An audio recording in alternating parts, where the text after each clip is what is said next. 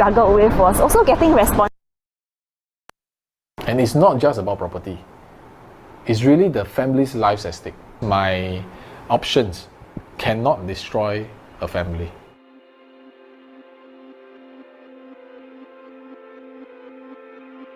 Hi, my name is Edmund and I've been in the real estate business since 2009. So my dad is actually a business owner and my mom is just a homemaker with two brothers. We are a middle income family. So growing up, we have always been in this 4-room Bedok North HDB. It has been my first home ever since young, and life has been very comfortable. When I'm growing up, I still remember very clearly when in primary school when they asked for your dad's occupation. I don't know what to say about my dad. I don't know what he does when I was a kid. So I just wrote very significantly, I can remember it very clearly, what other people call him. And I just wrote, boss. So it's later part that I know that, oh, actually he's a business owner, he does this business, that business. He's my role model. I love him to death. He is somebody that I want to be when I grow up. Yeah, so growing up, I see him that you are somebody who is very dependable. And this dependable is something that I will want to be when I grow up. And I want people to also feel that same element. One aspect that tremendously tore this kind of dream apart was when the financial crisis during the last period, his business was not as good. So he tumbled down and went bankrupt. So that's when we have to be forced to sell off whatever we have and move to a house that is technically rented. It kind of let myself down, and I feel that my dad let us down.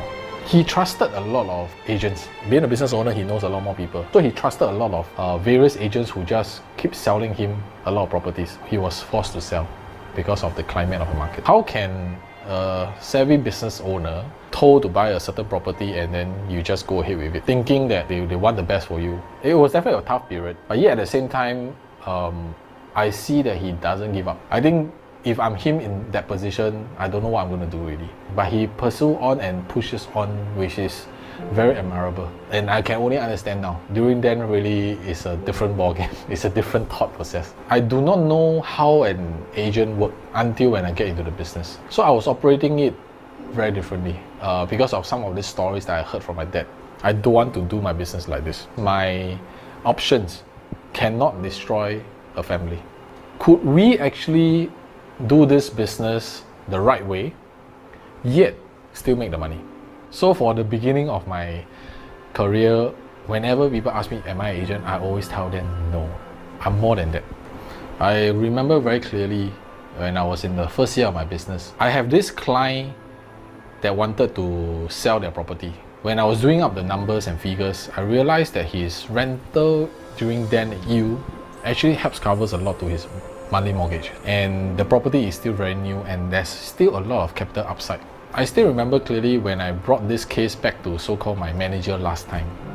He was advising me, just sell. If you sell it, your time span is shorter. Within 2 weeks, maybe you can get 5-figure. But I know deep inside, I may be doing this client a disfavor if I ask him to just sell. Even in the midst of crafting out my own business, I'm trying very hard to also find like-minded individuals. This is the time where I actually met Cindior. What I really like about her is her passion in helping. She's able to actually help create more solutions that many cannot create, cannot handle. It's a perfect match. I don't want this business to be a transactional one. I want my business to be a relational one, meaning this business will last me longer.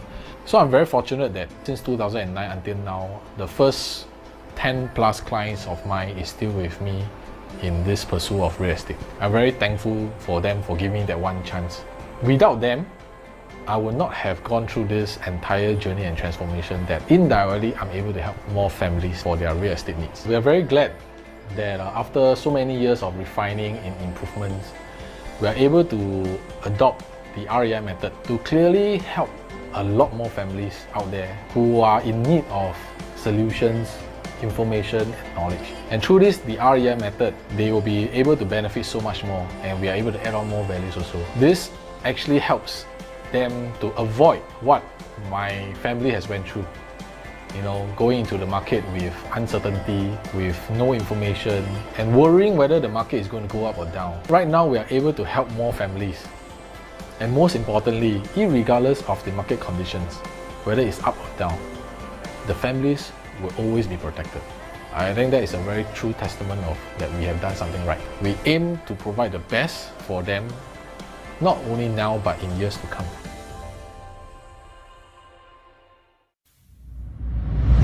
So the big question is this: how busy professionals and homeowners like us make six-figure profits from the property we own safely by doing it with research, data, and numbers. How do we buy in a way without complications and half-guessing, regardless of the market conditions, and still remain profitable? That is the question. Here, I will share with you exactly what we do and how we do it. My name is Edmund, and welcome to Singapore Real Estate Insider.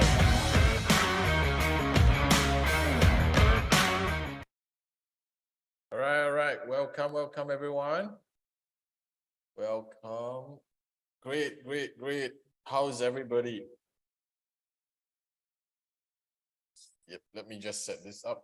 Great. Well, if you can hear me and see me well, can you just give me a shout out inside the chat function so that every one of us will be able to see each other, as well as we will get ourselves into the entire webinar right now. Yeah, so if you can see me and hear me well, you can just put a thumbs up, a high five, so we can get the ball rolling. So we're still waiting for a couple of them to just come in, so just give them a little bit of time. And of course, for those who are early now, well, relax, we're going to have a whole lots of information and updates regarding property market that I'm going to share with you. All right, so let's just give them, those that were coming in still, to give them some time to react. Yeah, so let me see, just to make sure that everything is okay. Great. All right, so right now, if you are preoccupied, right, I really want you guys to kind of clear things away so I can have your undivided attention. And also do bring your pen and paper, because there will be information, there will be strategies, there will be tips that you can actually take note of, and you can apply it in your own property situation. And of course, why am I doing this? Because I think throughout the entire this year, there's a lot of noises out there. And I've seen many homeowners or even new homeowners, they have actually gone into the market without realizing what is actually happening. And at the end of the day, they actually had some miscalculation in terms of the finances, or they actually make a wrong decision in terms of their property plan. So one of the reasons why I want to do this webinar live is also to kind of give every one of us an update about what is happening in the marketplace, at least in the next 6 to even the next year. So you as a homeowner, right, you are efficient, you're provisioned in understanding what is happening before you make a logical decision and informed decision on what you want to do for your property moving forward, for you yourself as well as your family. All right, so I really want to acknowledge every one of you who are taking time out of your busy schedule. Okay, you could actually be doing a lot of other stuff. You could be dining out, you could be spending time with your family, all right, or maybe having even your me time. All right, so that's why I really appreciate you coming in. All right, so my sessions are usually more interactive, so you all can actually respond. I will ask you all questions, and do take note. I'm staring at a blank screen right now because I can't see you, right? So your response is the fuel to my motivation. All right, if you guys keep quiet, then I'll be like, wow, I don't know whether you guys know or not, you all actually understand me or not. All right, so basically, I really want to give you guys what I have today. And I'm glad that you guys are staying put here, because in a lot of time in today's market, especially, I think, well, with so much noises, if you do not know what is happening in the marketplace, then you may be making a wrong decision for your property. So let us kickstart the entire session. And I have lots of things to share. So if at the moment, if you know that, hey, you have some friends who may be needing to know this information, right, do invite them in. All right, can you guys see my screen? If you guys can see my screen, just give me a thumbs up as well. All right, and or you can just type in some messages inside, because we have quite a few of you. And generally, I know Singaporeans are quite shy one now. Don't respond, don't reply. But do your best. If let's say there's any questions that I post out, do your best. So at least I know that you're listening, you know what I'm talking about. All right, so there's one major urgent problem right now that I see in the marketplace. Well, I've been in the business since 2009, right, I've seen so many different variation of homeowners making decisions for their property.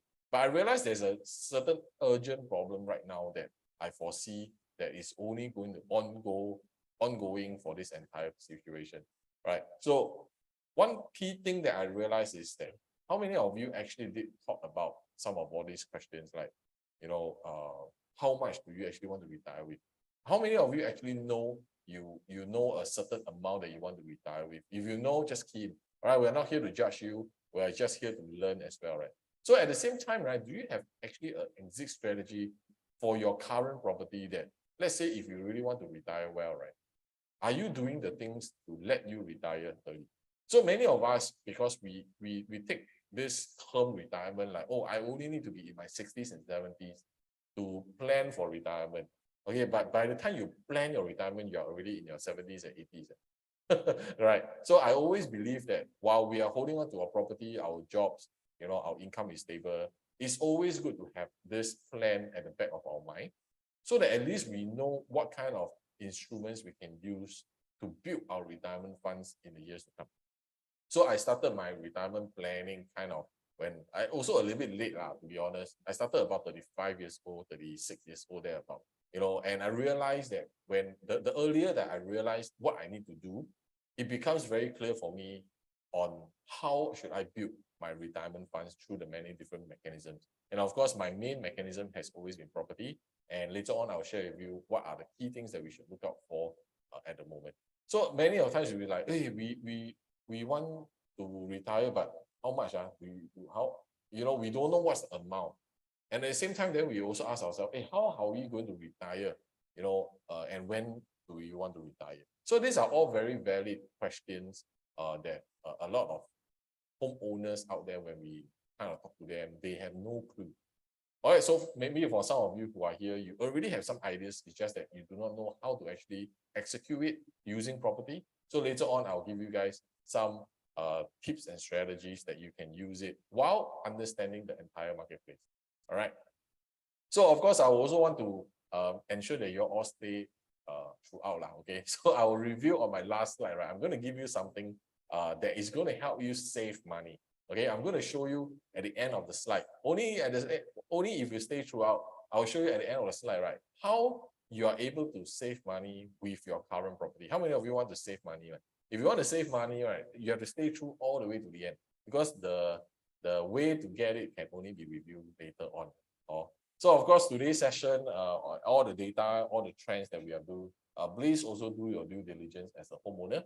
Okay, we cannot just take everything blindly. Whatever you read online, you watch a lot of videos, and then you just say that, oh, this guy says this, I should just go and do that. I think that is not right. Okay, so whatever the case, everybody's situation is very different.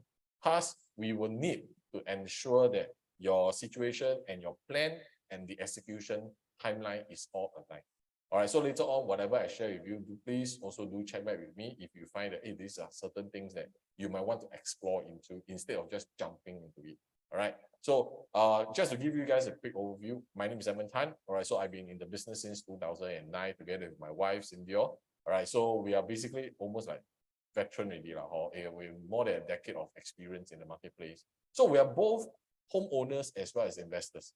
Okay, so we are not just practitioners on the ground. We own property, we sold and we sell, we buy property before, and we are not talking about 10 years ago we have done it. Okay, we have done it as recent as this year. Okay, so that's why we are very current in the marketplace, where we understand what is the economics of Singapore going on, how are the supply and demand. So because we ourselves are also doing it using property as a form of instruments to build our wealth as well as retirement. So that's why we are very current, we are very relevant. And anything that I'm sharing with you, it doesn't mean that what you learn today will continue for the next 5 years onwards. Because things change, right? How many of you agree things do change, right? And because the market changes, economy changes, policy changes, we have to adjust our strategies along the way. So whatever works maybe 3-4 years ago, pre-COVID, and now the strategy has to adjust. And if today you're holding on to a property for the last 10 to 15 years, and you intend to use your past experience to tackle today's marketplace, let me be very upfront and transparent. Be careful. All right. Likelihood you are going to do it wrongly. and I want to do it, and I just want to put it out there bluntly that you're going to be affected by the entire marketplace if you use your previous experience of 10 or even 15 years. As early as even 5-6 years, it will be outdated today. So just be careful. So my sessions, I'm very transparent. I have nothing to hide. Okay, I'm not here to sugarcoat. Wow, you are very good, you're very nice. No, I think it's time for the consumers out there, homeowners, to really hear what is the real truth out there. Okay, so I'm going to give you very transparent data, very transparent information, and this is how the market is going to go. All right, being in the business more than a decade, we have done enough. We have seen enough up and downs of the marketplace, but there's always a few factors that homeowners always still make the mistake. So we are going to also share with you how what are the mistakes generally homeowners are making and how we should avoid. Okay, so this is very important. That is why when I was doing this business, right, I always come in to make sure that from a homeowner perspective, because today we are buying a $1 million property, more than $1 million property. There's always different stages that we need to look into how to do accumulation of wealth, and so that we can retire earlier and accumulate as much as possible. You see, so at the start, no matter what, we all start from wealth accumulation. And many of our time, I think most of the Singaporeans right now, we are all still at the wealth accumulation part. And it all depends on the age. So there's always a saying, right? I think this one is an old school saying, right? Start property early as possible if you have the means, right? Even if you don't have the means, you want to find some way to enter into the property market. How many of you hope, or should I say, wish that, wow, when you are younger, when you're in your 20s, 30s, somebody will share with you, hey, must buy property, must get into property, and you will want to buy a lot of property, let's say maybe 10 years, 15 years ago. How many of you will want to go back in time and start acquiring property? You see, because this has always been told in the property market. But when we actually do it, we are always very careful. We are very fearful. Oh, the market situation is this way, interest rate situation is that way. And it's entirely very common. Okay, because if you know how to enter, right, you know how to do property, then you guys will not be here, man. Because you guys are here because there are certain things that you are unfamiliar with, you're unsure, you're worried, should you be doing this? That's why you are here to learn how to execute property plans. So majority of us, we are still doing wealth accumulation. A lot of us, because many of us, we go through the traditional route, go to HDB, then eventually from HDB, maybe you upgrade to a bigger HDB, then the private or the landed property segment, you did not even think about it, right? So many of us, if let's say we did not do it correctly, we will be at the wealth accumulation period for at least 15 years, easily. And only when you're more exposed to more people, you kind of hear more things, then maybe you kind of look at yourself and you want to upgrade. And that's where you will start to pick assets to give you growth. So some of us, of course, we were already in our stage 2 level. And if we are looking at stage 2, then we want to start seeing, okay, how can we also grow it to the next level to make sure that our cash flow is there, we are able to own multiple properties. So many a times I always believe, right, today if you do not have a direction, you do not have an objective of what you want to get out from property, you will not know how to walk this journey. How many of you agree? This is like GPS, right? If I don't key in my destination in my GPS, I will just go Holland, I go anywhere. I also don't know where I want to go. But if you set on a specific destination on where you want to head to, the GPS will guide you which direction. So my role is to become your navigator.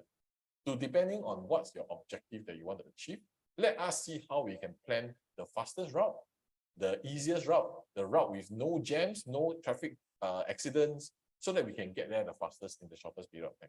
All right, so that's my role. So the first thing that every one of you want to ask yourself is, where are you now? You have to understand yourself first before you can decide where your destination is. So perhaps some of you are first timers. So some of you may be already an existing homeowner, or maybe you already have 2 or 3, even 4 properties and that you have acquired maybe the last 20 years, 15 years ago. And this is important because once you know which level you are at, then you want to have a systematic growth, a process, okay? A process to guide you to start from your first asset so that you can first make your first pot of gold. And eventually using OPM, And OPM, basically, you're using other people's money and leveraging concepts with your finances, right? You want to leverage on it to grow your asset. And eventually, once you choose the right property, it will unlock profit out for you. And once you have done it, you have multiple plots. You have multiple plots of a goal. Then you can eventually do it again and again. All right, so I want you all to I want to share with you all, not from the perspective of most homeowners will know, because homeowners, when we buy property, generally we always think about where we want to stay, what kind of size, where I'm familiar with. Nothing wrong with buying property this way, but because you already know how to do this, no point I share with you how to do it, because you already know. So my role as a facilitator, right, in the entire session, as well as if let's say you intend to work with us, my role is a facilitator to share with you different perspective of how we see property.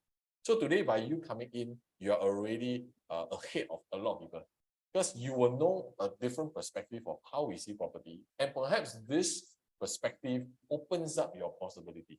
Okay, we're not saying that you must do it, but at least you open up what you do not know previously, and you plan it and see whether this works for you and your family. So my role is really to open up different perspective and let you see it better. All right. So one of the key things that if let's say anyone, how many of you here are HDB homeowners really? If you're HDB homeowners, right, I just want to give you a quick updates about what is happening in the prices. Okay, very important. All right. So HDB ever since 2013 at 150%, right, basically already went up 100 to 173.6 in terms of the price index. So eventually right now, right, we are at the highest point in terms of index and prices. And I'm sure you all also hear a lot of news, a lot of papers, people say, wow, prices are very high. So the same thing goes to HDB. Okay, the same thing goes to HDB. But the question is, right, I want to ask every one of you here is that, will HDB continue to go up? Will it continue to go up like how it is today? Okay, so you must understand a few factors. We are not saying that HDB no good. I'm not here to say that. Okay, a majority of my clients are also HDB homeowners and they are looking to upgrade themselves. But most of us, we will start off with HDB because it's public housing, it's affordable housing. You know, but let's say we are looking at it from a wealth creation perspective. Is HDB an option that we should explore into? Okay, so I want to give you guys a quick summary for HDB, right? If let's say we are hoping that the prices will continue to go up like the last 2 years, and it's only the last 2 years, you know, we may want to take a step back and ask ourselves, would it happen like last time? Where in 2013, the prices went up the highest and eventually it came down for almost 7 to 8 years before the recent post-COVID spike. Then HDB prices actually went up. If not, it will be on a very stagnant situation all the way. So why is the government trying to also maintain prices for the public housing? It's because you cannot imagine every properties next time to buy a HDB has to be worth more than 1 million, right? So that is something that we have to be a little bit careful about. And because if we see that today is the highest point, what will usually be the next move that the government will come in? Okay, so if some of you have been reading the news, you will know that there's going to be a bump up supply of at least 20 to 32,000 BTOs coming up in the next 2 to 3 years. And these are huge numbers. So when we know that there's a huge supply coming in, what will happen to price? Okay, ask yourself. If we have a huge supply coming into the market, what will generally happen to price? So today, whether you are holding on to HDB or you have friends who are holding on to HDBs, and you may want to share with them a little bit of some of these insights, because these are information that generally you cannot find it online. You cannot find it anywhere unless you're a practitioner. So I just want to give you a quick overview, right? So some of us, we are very, we want to hold on to HDB because it's very stable, man. Wow, I pay very little monthly mortgage. Nothing wrong, because everyone as a human being, we want to feel safe. We want to feel safe. So a lot of times we just want to make sure that, hey, things are as per normal. I don't want to do much changes. But eventually, if let's say we're looking really in the wealth creation, wealth accumulation portion, right, we need to kind of pick our brains a little bit there. So let me share with you some data, right? So this is an average 4-room price since 2011 until now. So for the last, let's say 8, 9, 10 years. And you can see that eventually property prices from 2011 came down. it came down, and then eventually for the last 2 years, it went up. Okay, which is fine. So you will suffer some losses. It's as per normal, right? The market will go up and down. But eventually it went up 31%. But for a 4-room flat, right, over a 10 years period, yes, your property did grow, but if you average it out, it's about 76,000. Or this is how because we must understand for HDB, there's still the per square foot, all these things you have to count it in. And let's say today you're holding on to a 5-room HDB. It's same thing, it goes down and then it goes up again, recently only. If not, it should continue to go down. And for the last 10 years, you only make about 100,000. So let me ask every one of you here, my friend. Today, if you own a property, at the end of the day, you have this desire that you want to upgrade, you want to buy a bigger house or change a location, and you realize that your property will only grow about 100,000 in 10 years. How do you feel? Okay, so no matter what, do understand HDB, there's always a limitation. Okay, government has to cap it somehow, which is why for HDB, we are basing on MSR. MSR means whatever income that you are doing, they only take about 30%. So if you make $10,000, right, they will just take your income like it's 3,000 and then I'll let you borrow, which is why there's always cap in terms of the borrowing for HDB, which means if there's a cap in terms of your borrowing, how do we expect the prices to go up and up and up? Because the income level is not possible, right? So this is the economics of things that we have to see it from another perspective. So let us now go into the private property market. So it's the same thing. With HDB go up and down, private also go up and down. Or we cannot say that private always go up and up. But the difference is, I want to share with you all this data, right? Is that today, if let's say we talk about past financial markets, past cycles, we are all very concerned that because the private market is a little bit more volatile, is related to the global situation. If anything, if somebody sneeze and achoo, right, Singapore will be affected. That's why a lot of us, we are very concerned about going to the private market. And it's fair to actually acknowledge that. But the question I always ask is it because we did not do our financial sums correctly to play safe? Or did we play risky when we entered into the private market? So I'm very, very kiasu and kiasi one. So whatever I do, even for my own self, my clients, I'm more scared than them than anything else. That's why we are always doing all the sums to make sure that it's very safe. And later on, I'll share with you some examples. So you must continue stay on because I have a lot of examples I want to share with you of how we actually play safe in the property market. That regardless whether the market goes up, of course goes up our advantage. But if the market even comes down, we don't worry on it because we did not over-exert ourselves. So let's say today, what are the main situations that we are very concerned that it will happen, it will play again, which is all this kind of downturn, correct? We are all very worried because why? The market went up and then came down 40%. Then we are worried, wow, let's say if I buy a property, the property market come down another 20%. That means 20% of your equity gone. You buy a $1 million property, meaning the property value becomes 800,000. You're not scared, I also very scared. Or it came down 25%. A $1 million property now is only worth how much? 750,000. Wow. This is what happened in the past. That's why we always want to use past trends and data to determine what is happening. So if what happens, I always like to draw a line, which is here. This is before 2013. And here is after 2013. I want you all to make a very clear distinction. What we do is, of course, whatever happened back in 2009, 1997, all the dot-com burst, financial crisis, all the situation, we cannot say that we ignore.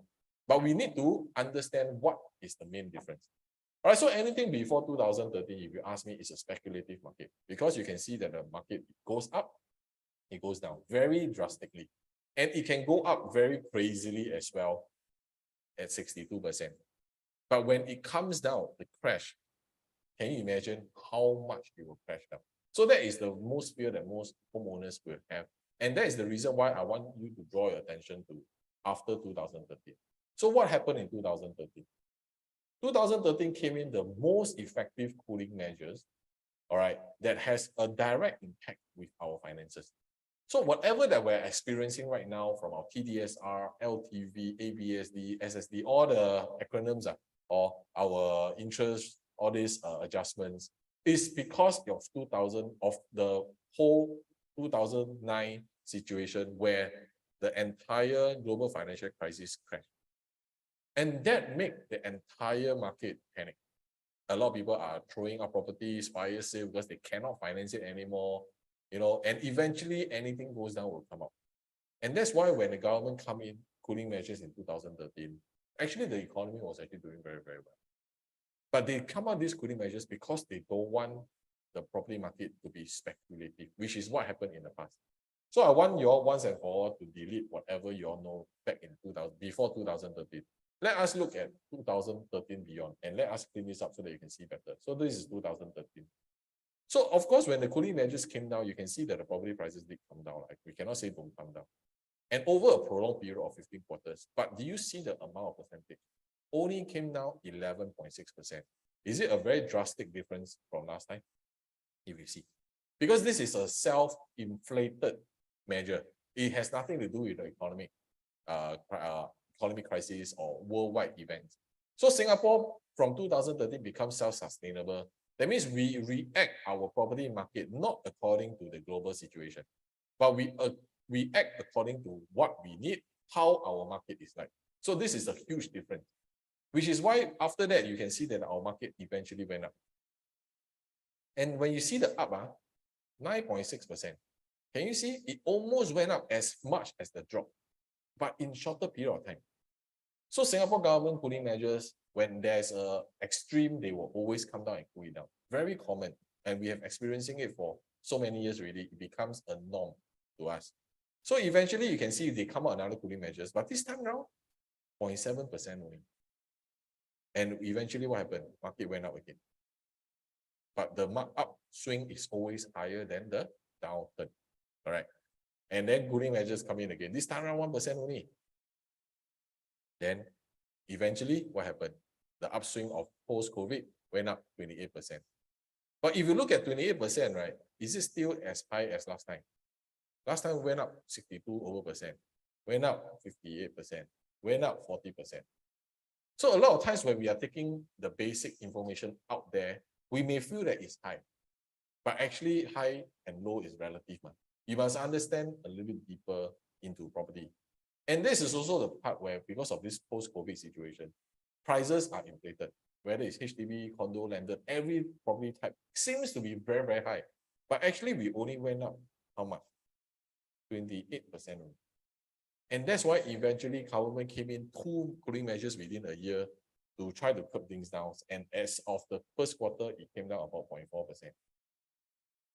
So even if I say, okay, 0.4 and for 2 quarters, that means overall this year, what is the projection? I say a lot, let's say 1.5%. If it's going to be a drop this year, let's say example of 1.5%. Usually, if we look at the trend of the past 7 years, right, will the climb, the jump up be even faster than this 1.5%? And I will show you the reason why. Of course, this is based on our discussion together. I want you all to acknowledge some of this data because facts cannot lie, numbers cannot lie. We are seeing this as it is, how it is. And that's the reason why you can see that even though at the point where you are buying at the highest point, okay, people are always worried, hey, I buy property already, if property prices drop, I worry. Yes, it did drop. But you always understand property prices also goes up eventually. So that's why for some of the clients who bought over at River Sound, right, you can see that they bought during the cooling measures, which is the peak already. But eventually they sold it 5-6 years later, they still make profit. Even Bartley Ridge, they bought in cooling measures period. They sold 5 years later, they still make profit. What about Florence Residences? They bought it during 2019, which is so-called the downturn of this period, right? And the market is not so good, but in terms of prices, it's at the peak.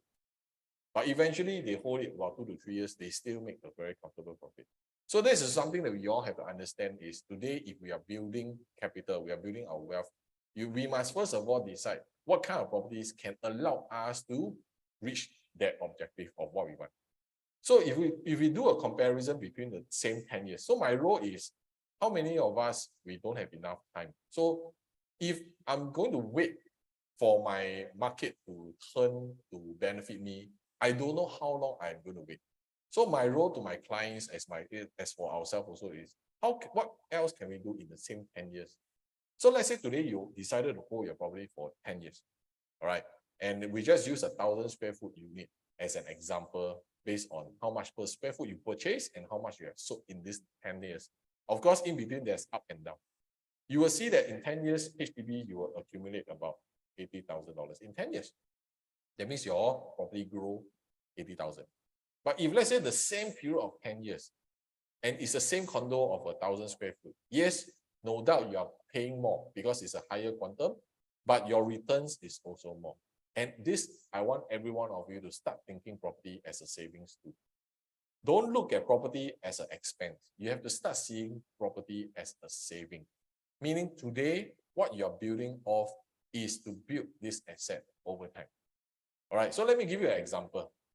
So today, right, let's look at an average. I just take my average age for me, myself. Let's say I'm 40 years old right now. Example, all right, so if let's say today, right, if I do not know about the fundamentals of wealth creation, right, I would say that, okay, maybe perhaps I buy a HDB, example. Not saying HDB is no good, but because I may have the means, but I do not know how to do it. So I will go with the safest choice, which is always HDB. Let's say if I buy a 700,000 HDB, okay? So if you can afford a 700,000 HDB at 30% MSR, always remember. Let's say at the end of the day, age 65, let's say at age 65, we are talking about 25 years later. Do you agree that you will have fully paid this property? Because that's the end year, right? You have fully paid. So how much will you think a 700,000 property in 25 years, how much will it have grown to? Share your answers. No right or wrong answer, don't worry. So if let's say a HDB 700, would it go to 1.2 million? Perhaps a little bit unforeseeable in 25 years, because ultimately HDB has to cap it in a very comfortable range. But let's say today the property value goes up to, let's say 900,000. Okay, let's say 900,000, which is comfortable. Over 25 years, I make about 200,000. Meaning I will have fully paid this property, and my property now is worth 900,000. Agree? But because today, if let's say you know what direction, what kind of asset class you want to go in terms of your objective, which is wealth creation, right? Wealth accumulation, right? So today, if let's say you go into a private, if you can buy a 700,000 HDB, right, you clearly can afford at least a $1.5 million condo, private, definitely, because for private is based on TDSR of 55%. Okay, so you can easily afford a 1.5 million. Okay, so then the question is, at the same stage of 65 years old, you will also fully pay your private. How much do you think the private property will be worth in 25 years from 1.5 million? So the key thing is that private usually grow faster, correct? But let's say we give it very conservative. Let's say this property go 25 years, only do go to 2 million. So at the end of the day, both directions are, one is fully paid at 900, one is fully paid at 2 million. Which one you want? You want A or you want B? Ask yourself. Okay, you can type in your answers also, don't worry. Nobody is going to judge you here. All right, you can share your information. Because we always want the bigger sum, which is the 2 million. Because why? This then is able to allow me to retire. And usually when we are at the age of 65, 70, likelihood, you don't want to have such a big space anymore. Location to you really not important. Your needs and wants changes, because what you want is more the amenities. I want it to be nearby, coffee shop, easy for me to buy food. So your needs and wants all changes. And likelihood, what is the property type you go back in? Okay, I share with you my own plan. My own plan is I will accumulate my wealth over time until when I tired of it or I really don't want to do it anymore, I will downsize to a HDB. Okay, maybe a 4-room. Okay, so by then, maybe the property will be, if let's say I want to buy a HDB, then let's say it's very expensive. Let's say it's $500,000. Okay, $500,000.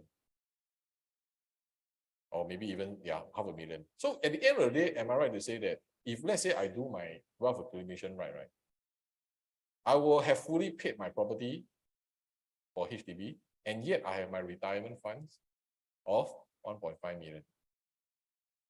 So question, my friends, is 1.5 million even enough for you for retirement? Of course, this is just an example. But if let's say you have gone to the other route, right? At the same route, your property is now worth 900,000.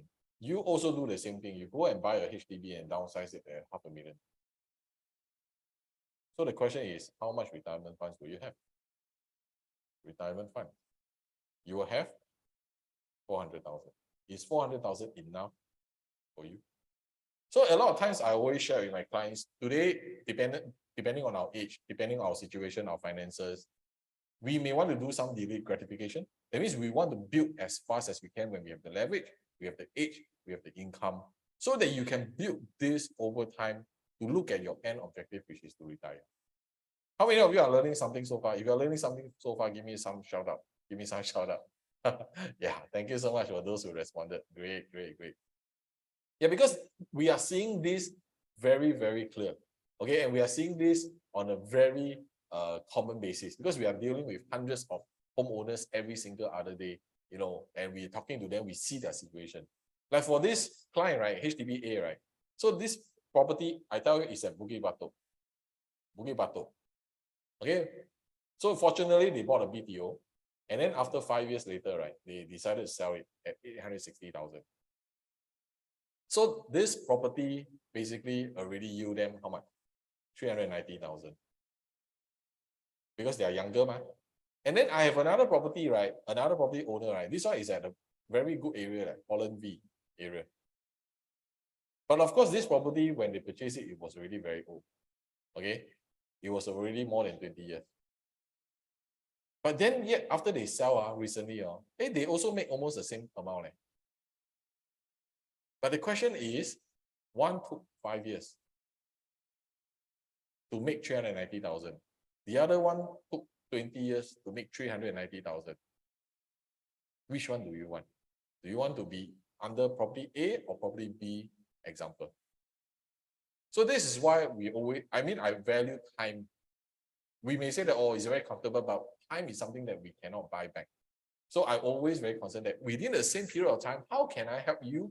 How can I help my clients to achieve the maximum, the most optimized wealth creation, wealth accumulation in the shortest period of time? So that whatever we do now in the next 10, 15 years, right, the rest of the other years, we don't need to worry so much. We let the property work for it. Okay, we want the money to work hard for us. So like for Emily and Yatong, right, when they were staying in their Compassville for 8 years, right, they also wondering, hey, how come my property never grew up? And I've been paying. Everybody say that my property near MRT is very good, but why is it that my property value did not grow? So eventually, after we went through the entire REI method consultation, right, they had a better understanding about what happened, and they realized that, oh, actually, they bought a property at a high price. And eventually after that, the market cannot support that kind of pricing. So they have to wait it out, but they waited 10 years. Can you imagine? Almost 8 years of their time, they waited, hoping that the prices can go up. Actually, they did not. So after going through a very in-depth discussion, multiple sessions, right, they see that the effect of wealth creation is possible. And initially, they don't know because they are just homeowners, they work hard, family. They don't even know that this is a potential for them. So eventually, after that, right, we structured it so carefully that they own 2 properties instead. And one of their properties, right, in under 30 months, already accumulated 234,000. Just 30 months. Not even, we're talking about 5, 10 years. So this is what we mean by progressing in terms of your asset. If today you are young, I would say young, you have the ability in terms of your income, you have leverage for age. You may want to actually explore that, hey, today, what do they want to do things better? And how you are able to provide better for your families, your friend, your relative, yourself, and the environment that they're going to stay. Because opportunity cost of waiting is just too great. Do you agree? So today I want everyone of you to start not seeing property just, oh, it's a place I want to stay. Yeah, that one you know already. So I no need to kind of share with you that. But I want you to start seeing it as a savings tool. How are you able to use it as a form of savings? And once you use it and you grow your capital, you want to see how you want to build more assets, whether it's buying a bigger property in a better location, or maybe you want to what? Buy multiple properties if the opportunity rises. Because many of us, because of this peak period, everyone, I would say that every single one in Singapore, your property value would have increased. Some more, some lesser, but has increased. So when the prices are increased, how are we tapping on this opportunity and advantage that we have to our favor? Which most people, they will not bother because they are not into the market. They don't even understand what is happening. But today, you're coming into this class is to also get some tips and strategies, man.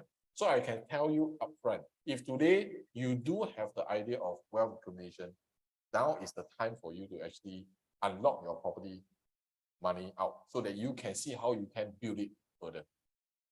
This is very important because money stuck in properties, even your property increase, wow, you make money from it 300,000, 400,000. If you never use it, they are just numbers.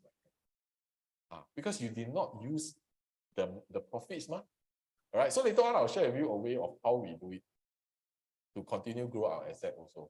Of course, like I say, everybody's situation is very different. That's why when clients come to us for consultation, we have to understand your objective, your situation, before we can advise you what are the key strategies to go for. All right, whether wealth accumulation is something that you can go for, or we need to also think of other solutions for. But if let's say today your property has already increased in value, and yet you are not doing anything to leverage on it, you're losing out because the money inside is just numbers, cannot do anything. So over a period of 20 years, right, we are seeing the price gap of properties getting bigger and bigger. All right, a HDB used to be 234,000 and then it went up to 588,000, growing about 150%. Of course, a private property went from 600,000 to 1.87 million. The last one is, of course, landed property from 5.5 million go to 2.2 million. So today, right, if I give you a choice, which property would you like to own? A, B, or C? Which one would you want to own for 20 years? Because everybody will say C, correct? Because my biggest amount. But eventually, if today we all start from somewhere, whether you are in a HDB right now, whether you're private, doesn't matter where you start. It's a matter of where you progress, how you want to progress. So my role is to help clients, right, progress and increase their asset. And I'll share with you how we do it later on. Okay, I'll share with you how we do it. Can I take also maybe just, because I know many of you may not even know who I am, can I take maybe 5 minutes to share with you a little bit like, how come I want to share all these things with you all? Why do I want to start this masterclass in the first place? And I have different reasons, and I want you guys to know a little bit more about me also, so that you can see that, hey, Edmund here, what I've gone through. Can I have a permission? Just take 5 minutes. Just some response will do. I know you're very shy. Or just some response for me to share with you a little bit. Thank you so much for those who responded. Appreciate that. Okay, great. All right. So to give you a quick overview, I grew up in an average family, with 2 brothers. So the family of 5, we are very comfortable actually as we are growing up.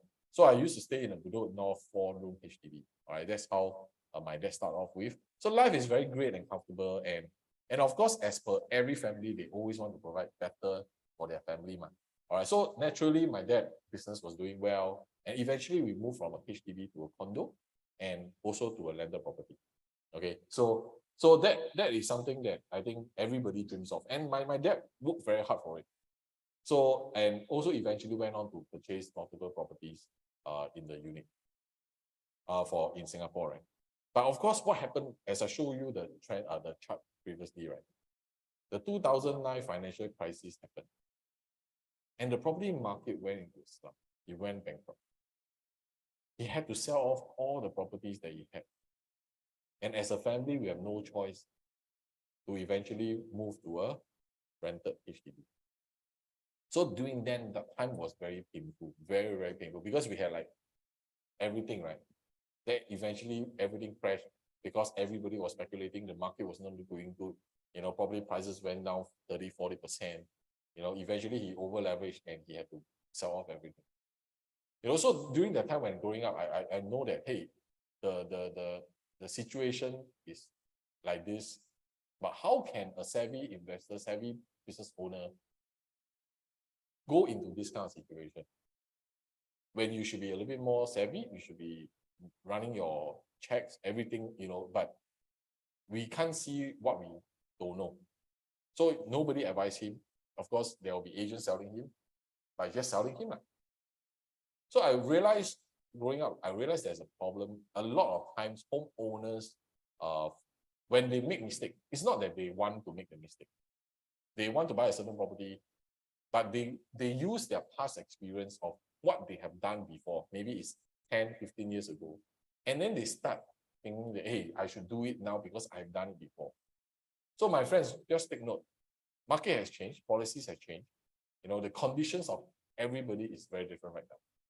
So today, if you are using a past strategy and you use it in today's marketplace, your likelihood will be worried because you may be making huge mistakes. So one of the role that I do is, because we are here to help you to go from point A, where you are right now. Every one of you will know where you are right now. And you may likely have an objective. If not, come out with an objective of where your direction is. So my role is to what? Get you from point A to point B. But a lot of homeowners, what they are missing is this. We call this the knowledge gap. You have this knowledge gap that you do not know what is happening, and that is why you do not dare to take the next move. You do not know how to do it. You do not know what to do it, what to do. Agree? That's why you are here in this class, right? To kind of learn and then kind of plan out what's next. All right. So, but with this knowledge, my role is to provide you the information, the knowledge, the data, so that you can make an informed decision for your own self and your property. And I'm your bridge.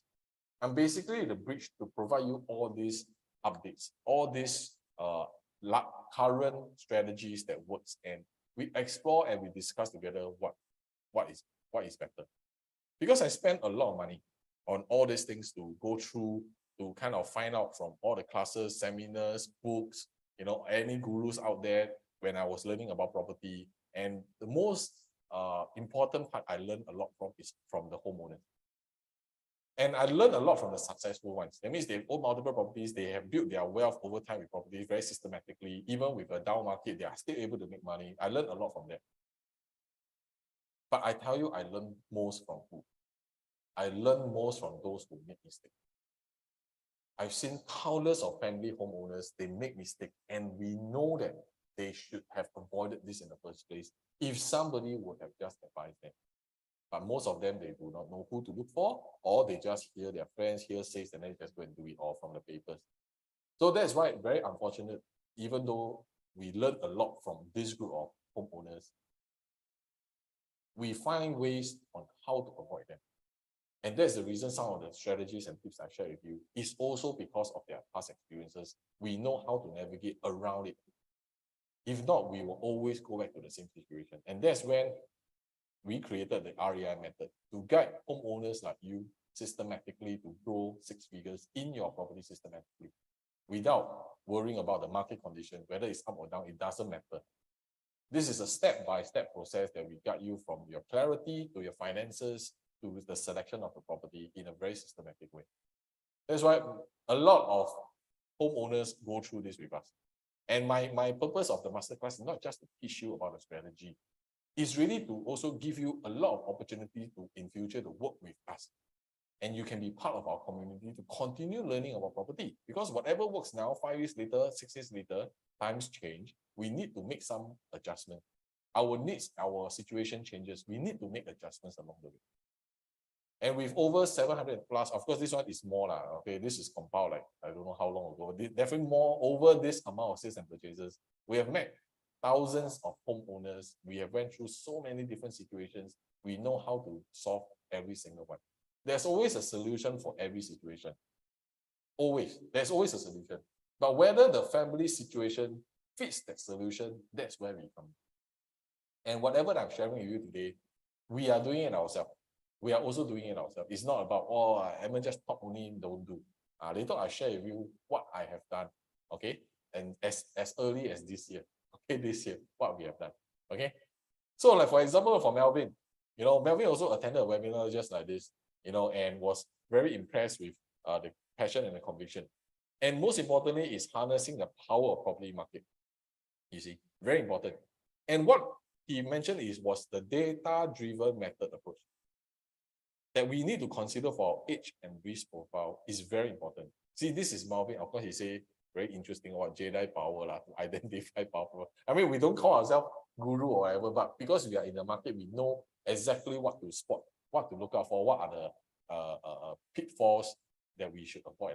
Or like even for Pauline also, when Pauline attended the webinar some time ago, she was staying in a HDB for the last 20 over years. And she has been hesitant in moving forward. Like, should I sell? Should I not sell? Should I upgrade? So there's always a lot of all these noises. And after she went through, not just one time, she went through multiple times and talked to me. And then she feel more comfortable. And then that's where she realized that with the research is very important, and with the latest government policies to go in line, she decided to offload her HDB. Okay. And this property now has already been sold.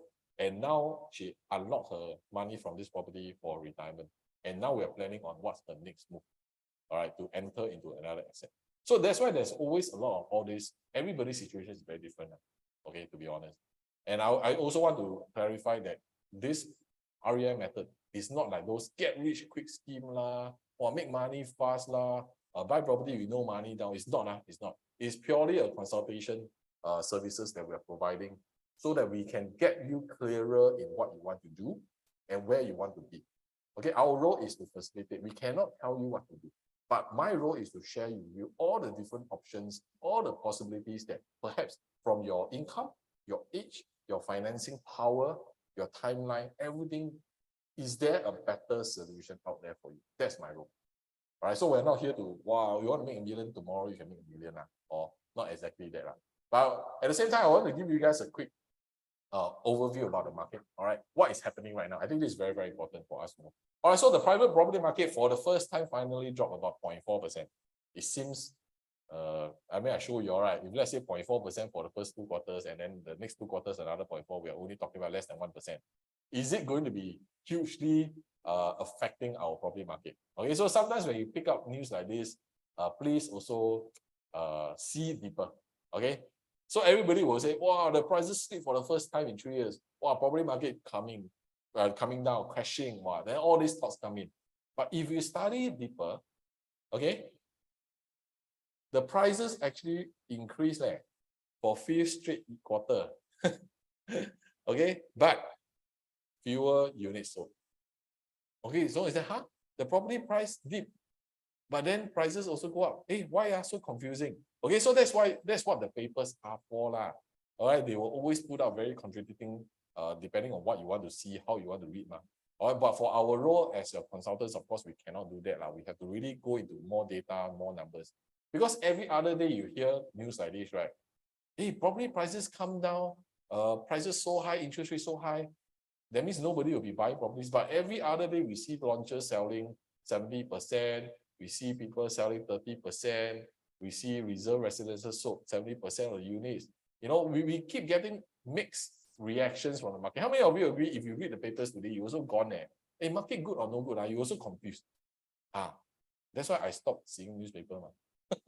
Because I only based on facts, data, and numbers. Okay, to determine my next move. So it's very clear. It's very logical.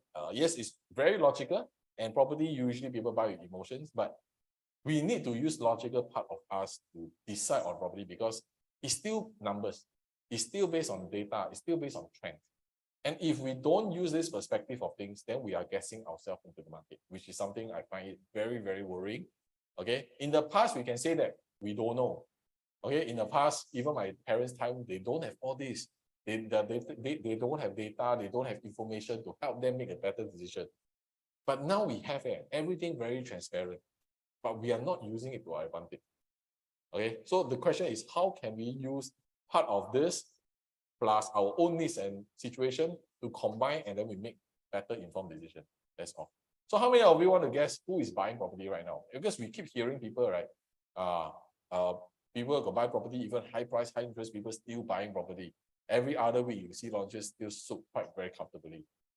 So a lot of times people always point to the F word. Okay. Wow, the foreigners buying, foreigners buying. Must be lah. Wow, the recent case, they are the one buying all these properties. Must be them, must be them. That's why they push up the prices. Okay, and this has been repeated also previously, or previously also the same thing. But I want to share with you this new data that we just recently did. Okay, because we only have the full 2022 data. Okay, 2023 we are projecting, or this is our projection. So basically, right, you can see in 2022, right, the take-up rate for Singaporean and PR already took up more than 90%. And this year, we're expecting it also to be over 20%, 90% in terms of ownership. But if you look at previous years, that means majority of the time, always, because we will say, COVID, no foreigners buy property, is true. That's why the increased numbers went up. But if you ask yourself, for the past many 10 over years, right, is the numbers also hovering about the same? Meaning a majority of our buyers and home ownership in Singapore is still the Singaporeans in PR. Meaning it has not changed at all in terms of the buying power, in terms of the demand from who. But because of all these noises out there, right, sometimes it confuses us that we keep thinking that, hey, is the foreigners buying, foreigners buying? Because why? We have a population that we want to hit 6.9 million by 2030. So there will be a lot of new residents coming into the marketplace. Of course, if you ask me, many of them could be from foreigner, convert to PR, and PR also converted to Singapore citizen, but they are still calculated as Singapore citizens. So with this population hitting up, and our population is set to grow, still continue to grow in the next 7 years, if we need more people to come in, what will they do next once they are being converted, once they become a Singapore citizen? What is the very first thing that they will always look at? Property. I have many clients who are foreigners, they also try their PR, and those PR one, they either buy now or they're waiting for the citizens so to buy the next property. So everything will come in always from property angle. And if the population increases, property prices will it go down or go up when there's a lot more demand? So this is something that we need to study a little bit more. Okay, so but of course we cannot say that if foreigners are not buying property, no, they are also buying property. But there's one nationality that specifically has increased over the couple of years. Okay, and if you can guess which nationality is buying property in Singapore, you can type in the chat. Which is the very one prominent nationality that has been buying property in Singapore? Okay, I'll show you. Of course, the first one is China, but you can never guess the second one, USA. So why? Why the property are being sought after even by US people? So there in Singapore, there is 5 countries. There is under the free trade agreement where even if you are a foreigner, you buy property in Singapore, you have 0 tax. I'm not sure whether you all know. That means there is no ABSD. No ABSD. They will buy just like a Singaporean. First property, 0 tax.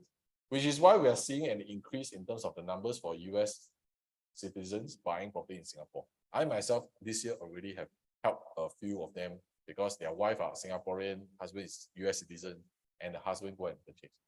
Because American buyers are not subjected to ABSD. So they buy at 0%. Normal.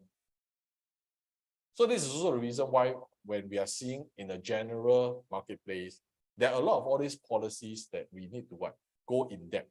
We need to go in depth and understand how is it like, so that we know actually whatever that we hear from people, the noises, are they actually accurate? How many of you are learning? Are you guys learning? If you guys are learning, give me some shout out. So I know you guys are still with me. If not, very quiet. I'm talking to myself. Okay, I'm talking to myself. Oh, yeah. All right. Great. Great, thanks so much. All right, so you all can just type in the chat group also, never mind. Okay, so then the question is, today, because of all these up and coming numbers, that's why we also see increase in terms of our prices, right? So if from 2019 to 2023, you can see that the new launch eventually increased by 51%. And the resale increased by 30%. So there's this gap that is going on right now. But at the same time, we must acknowledge that even though while the market after COVID, everything, prices for private property continue to go up. And I want to share with you, no point to talk about what is happening right now. I want to give you a projection of what do I see in the next 6 months to even next year, early next year. Okay, what is going to happen? What is going to be? Because the thing is, today, yes, no doubt interest rates are at a high. Okay, there's many multiple rounds from Feds already went up. But what we are seeing is that today, basically, there are only 4 increase in our entire Singapore before. If you got follow, the first time is 2007, and then 2013, 2019, with the latest one, 2023. There's only 4 increase in terms of interest rates in Singapore over the last 20 years. So if you can see last time, right, when they increase their interest rate, right, they gradually do it over 2 to 3 years. And then when it come down very fast. But because this year's situation is a little bit different, it is too urgent that they cannot progressively let the interest rate go up in 3 to 4 years. That's why they went up very fast. Within 1 year, 1.5 years, it went up very fast. So whatever goes down will still come down, all right? So later on, I'll share with you how this has everything to do with our property prices, our property situation, and how we make decisions. Because we understand that today they need to spike up their interest rates. That's why everybody suddenly overnight, wow, I pay 4% in terms of my interest. They feel a little bit heavy duty. But rest assured, remember, property is a long-term game. You cannot do it like, because now interest rate high, I want to quickly sell, I want to, then you're making a huge mistake. Then that means from the beginning, when you buy this property, you did not factor into all these things, which is risky. Okay, so we always factor whether the market condition, interest rate situation, whether you have jobs or not. All these things, we will plan it beforehand, before we even enter into the property market. So that I say already, I'm very careful, very careful. So today, if let's say the interest rate goes up, eventually it will still come down. So we are expecting perhaps in the next 1 year or so, the interest rate will slowly come down. And later I'll share with you, actually it's already happening earlier than we expected. And I'll share with you later one point. Okay, so in the nutshell, even now, inflation is already coming down. Okay, it's already came down from 17.8% to 5% right now. So inflation actually is really at our favor. So why do I want to share with you interest rate inflation? Because it has everything to do with our price index. And I want you all to put on your wealth accumulation and investor hat. I want you to think it separately, differently, see it from another perspective. So if you can see when interest rate is low, what will happen to price? Price goes up. When interest rate is low, what happens to price? Price goes up. So there is this misalignment every time when we are a homeowner. Okay, because when the interest rate is high, we worry. But when interest rate is low, we also worry. So it's very common one. Then price high, we also worry. Price low, we also worry. Which is why many of us right now, even when the pricing high is to your advantage that you can unlock your money, you don't dare to do it because you will say that, Edmund, I sell high, I also buy high, correct? Yeah, so that's why there's always a lot of homeowners, they are stuck. They do not know how to move forward. And that's where we come in now. We come in to guide you what are the things that you need to know. Okay, and today, whatever you're learning, it can also help you make some decisions really. Right, so coming back to interest rates, right? Although I'm expecting maybe about next year, mid next year to be really softened a little bit more. But right now, we are already sensing the interest rate dropping because they already highlighted they will only see 2 small hikes by the end of 2023. But this is the US. That means US is still increasing in terms of the interest rate. But what is Singapore happening? Remember Singapore, our MAS is operating very differently. So while US, they they're hiking their interest rate. Yes, we need to patch ourselves to US Fed rates. But at the same time, MAS are able to make adjustments because why? Our currency is strong. Our currency is strong. That is why we are able to make adjustments. And right now, the fixed rate already dropped since this year, since January. Okay. So it used to be how much? It used to be 4.25%. Now already dropped 3%. You see, 2 years lock-in now is about 3.38%. So we are already having interest rate dropping, which is an indicator. Okay, we are always looking out for indicator. Today, do you want to come into the market when the interest rate is at its lowest? Or do you want to come into the market when the interest rate is going to lower? Which one? So these are all the things that we will go through. So the number one question I know every one of you ask is, well, now high interest rate, high price, economy, So once and for all, I want to debug what you guys might be thinking. Okay, of course, these are all from our own research and our own assessment. So the question is, will price drop? How many of you want price drop, man? How many of you will want price to drop? Okay, because if we, as a homeowner, we want price to drop, that means the property you own also drop prices, also drop in value that we want or not. Okay, so we must understand. Yes, the common trend is, I sell low, I buy low, and I sell high, buy high. Not necessary, to be honest. Okay, not necessary. We have helped our clients to sell high and then buy low at the same time. Okay, so it does require a lot of research, a lot of work to be done on our end. But at the same time, we are always looking at what's next. Okay, so let me share with you from our research and perspective, will price actually drop in the marketplace?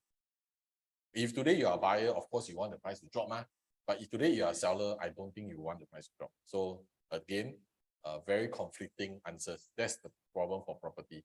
But we have already systemized it using REI method to guide you step by step, so you don't need to be confused.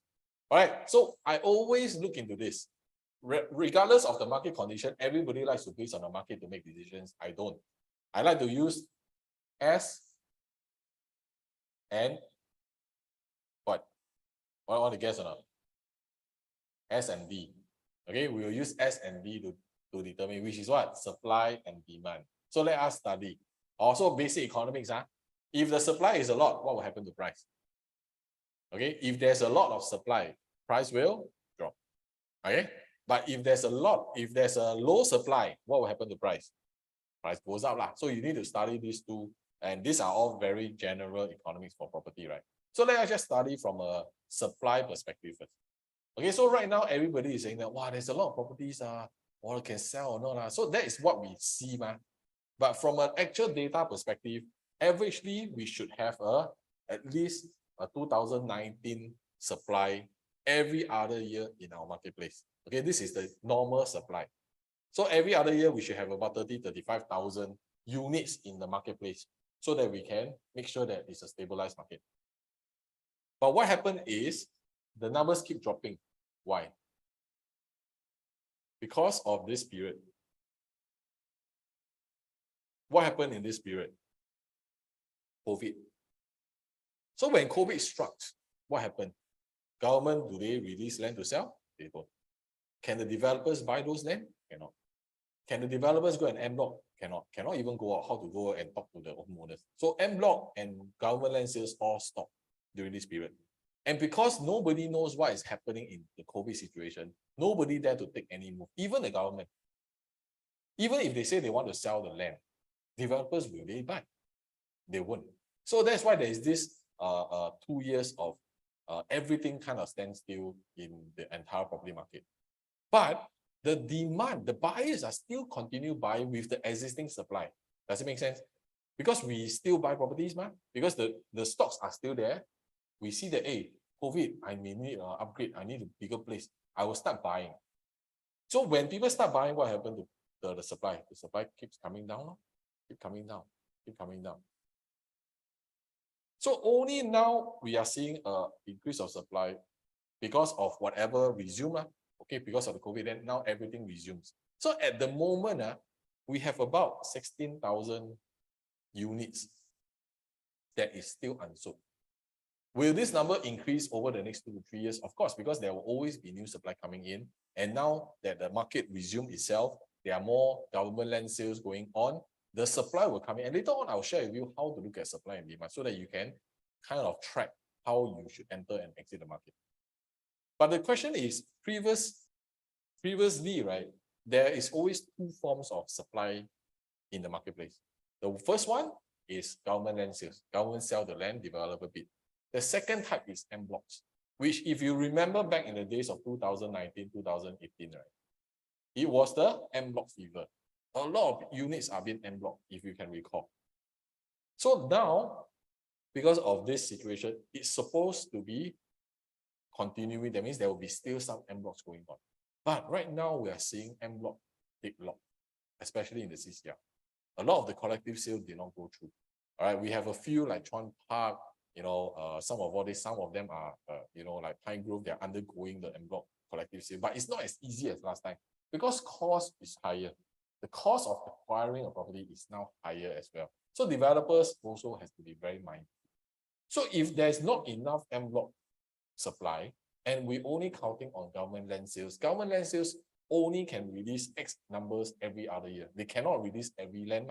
If not, Singapore will be very saturated. So they also are jammed there. They want to release, but they cannot because they have to pace their land. So that's why the government came in and said that, hey, this year we're going to have about 4,100 units for the first half, which is already in the pipeline.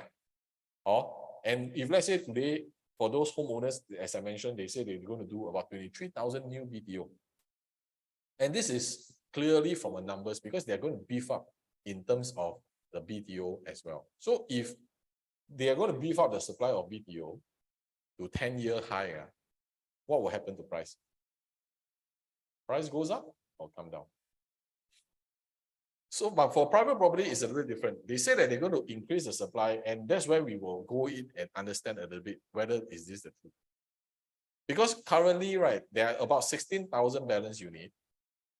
If we calculate based on the government land sales, right, of these two portions, right, there's only additional 6,000 over units, which means it will come to a total of 22,314 units plus this year's supply into the marketplace. So the question is 22,000 a lot? It seems a lot of units, man, to be in the marketplace for people to buy.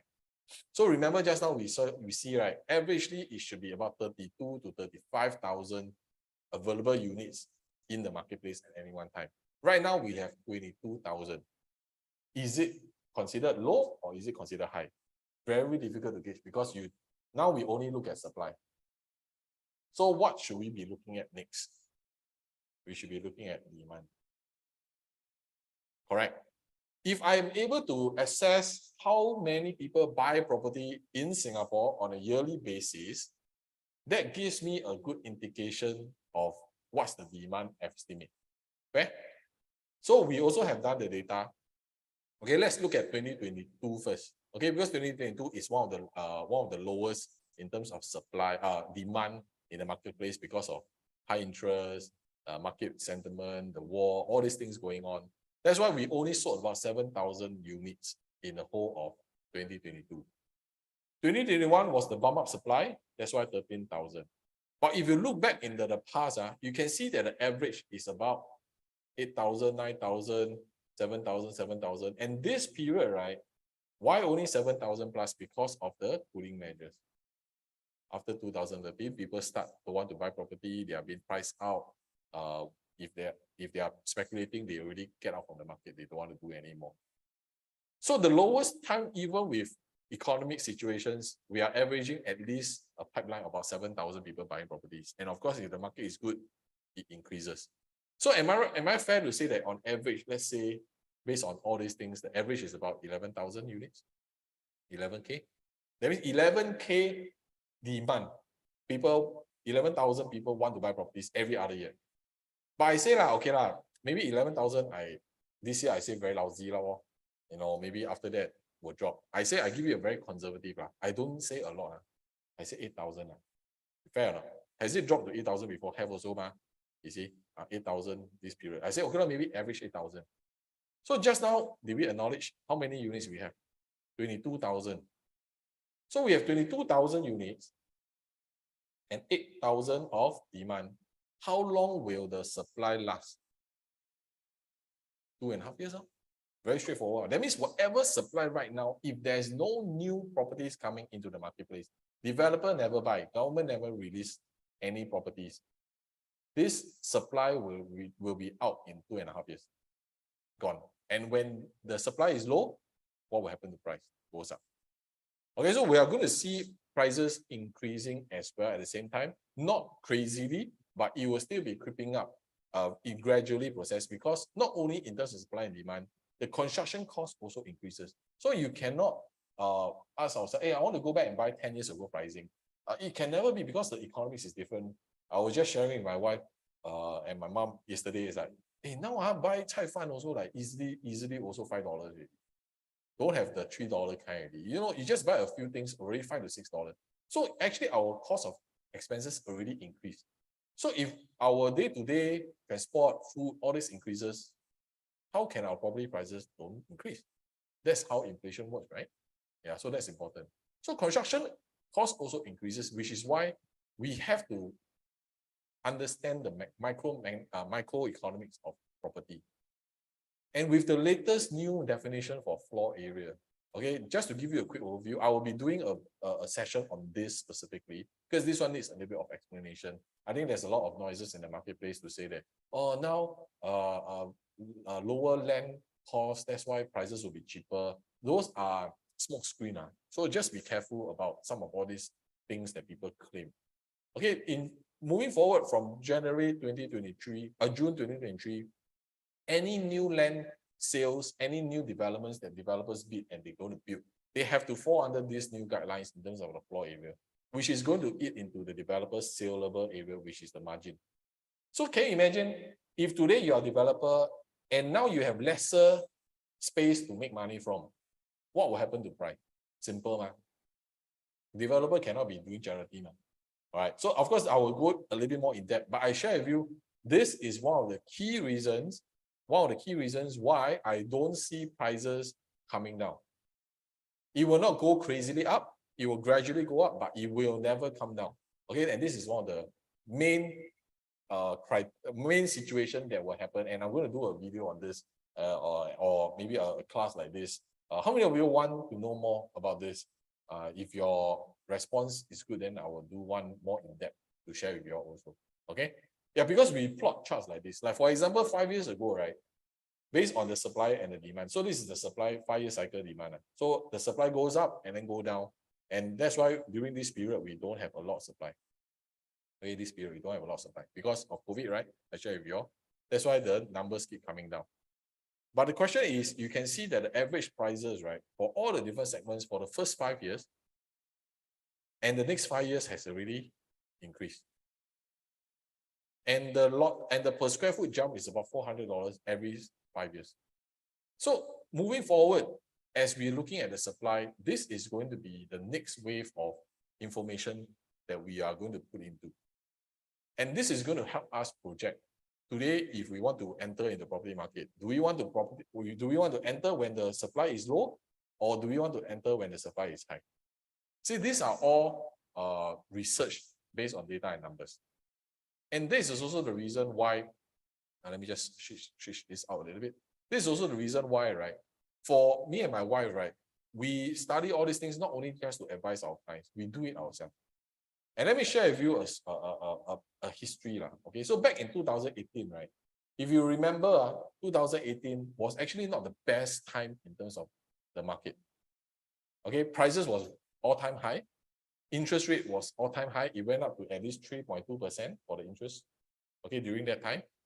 Economy was not so good. There were trade wars going on, China and US. It actually affected the logistics. So a lot of things was jammed up. The inflation was also very high during that. Okay, so economy generally is not doing very, very well during that. So most people don't dare to do anything about property because they want to play safe, right? Nothing wrong. But because we have seen the market again and again, we know how it pans out. Anything that comes down, government will not let it go down all the way, right? It will always find ways to recover from it.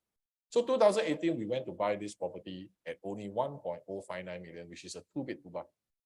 Okay, and I did not buy those very good high floor units. I only bought the 4th floor unit at 700 square. Okay, this one I bought the RCR unit, which is nearer to town. Okay, so because of COVID, everything, right? 2022 September 16, we sold this property at 1.28 million. Okay, this is real. This is transacted already lah. The buyer already bought this already. All right. So the question is, why did we sold this property pre-TOP? That means we haven't even seen the property. We already sold this property. Okay, because what's our objection? Our objective is wealth accumulation. So as long as the property grow in value, we will sell, so that we can unlock the money out and do it again. Of course, you don't do it if you don't have any plan or nobody to guide you lah. You must know what you want to do next month. So if let's say today, of course, I sold it at 1.28, right? If I have keep it for another four months, right, when the TOP, okay, in 4 months, actually the property is TOP, I would have accumulated maybe additional, maybe 30 to 40,000 more. Okay, I could have sold it higher, but I did not. So I sold it at 1.28, which every other people now, their transaction prices is about 1.2, 1.3, 1.32 million thereabout. But we choose to exit first. Because why? Because we want to enter the market again. Okay, so we prepare. So September 16, 2022, we exited. Okay, we exited. And we went in 2023, I think it's March. If today I have not sold the property, we will not be able to enter into the market. So that's why there's always this timing thing that we have to plan around. So of course, I mean, I don't need to show you the video. Basically, we bought another one just recently in March. Oh, yeah, so I mean, just give you a quick. Yeah, basically we bought. Yeah, okay, thumbs up. Cindior and Edmund, this is where they will work harder to earn more. It's because of the knowledge gap that we have. We are worried about doing something. But once you have all the data, all the numbers, it's easier to guide you through this. And not only that, if 2020, if I ask you to buy a property, and this is during COVID period, were you there to buy? That's also another big thing, right? Everybody is talking about, should buy or not? Don't know lah. Don't know what's going to happen to COVID. So we went in June. Okay, June. Circuit breaker end maybe about May, I think. Okay. Immediately June, we went to buy another property, also a 2-bedroom at 1.151 million. This time around, we buy a higher floor, but the number, some people say not good. Never mind. Price right, we buy. So this one was bought in 2020 during COVID. Everybody say, hey man, you buy property, you don't know what's going to happen. But I always know that whenever there's a crisis out there, there's always some opportunities for us. We just have to study it carefully and research it well. You see? So, of course, can I sell this property now? Technically, I can, but I have still got another 6 more months to my seller's stamp duty. So I'm contemplating, should I sell it with the seller's stamp duty of 4%? I'm still contemplating, should I do it? Because the reason why it's holding me back, and I'll be very honest, is I don't know what I want to do next year. I don't know my plan. Okay, I'm still thinking, should I unlock this to go and buy another investment, or should I unlock this, I cash it out so that I can put it into my other property that I bought to now pay more. So I'm still planning all these things for my own self. Okay, for my own self. So you see, when we are planning it for ourselves, it's the same thing of how we're going to plan for you. Because we are going through this process as it is now, not 10 years ago, not 15 years ago. All right, so of course, for this property, I bought at 14th floor. Remember, the size is 721 square foot. Recently, we already saw, and this was done last year, people already sold at the same floor at 14th floor, but it's a smaller size, 689. People already sold at 1.428 million. I bought it at 1.151. And this is last year. Will this year prices actually increase? Actually already increased. The last I know is about 2,100 per square foot. But I say that, okay, never mind. Even at 1.4 million, I would have pocketed in a short 3 years. Agree? 3 years. I would have already pocketed this amount. So the speed of how we are doing, I share with you why we are doing this, because we lost 10 years of our time before we come into property. We don't know all these things. So we go to the traditional route, and then we just build our savings that way. We put into banks to grow the interest, and we realize that things are slower.